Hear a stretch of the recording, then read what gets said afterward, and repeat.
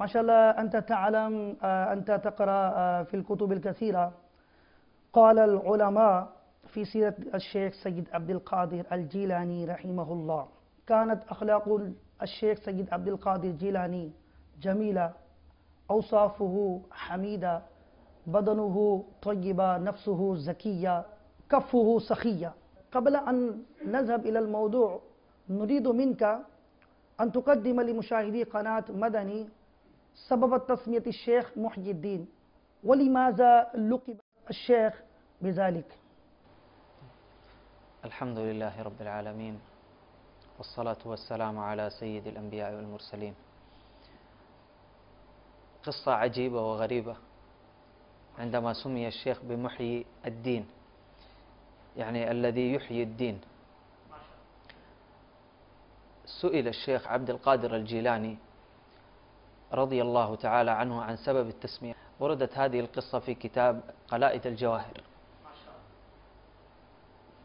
سئل الشيخ عن سبب تسميته بمحيي الدين، فقال: رجعت من بعض سياحتي مرة يوم الجمعة سنة 11 و500 للهجرة إلى بغداد حافية، فمررت بشخص مريض متغير اللون نحيف البدن، فقال لي: السلام عليك يا عبد القادر.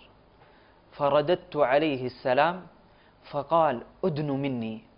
فدنوت منه، فقال: أجلسني. فأجلسته، فنمى جسده وحسن حاله وصفى لونه، فخفت منه.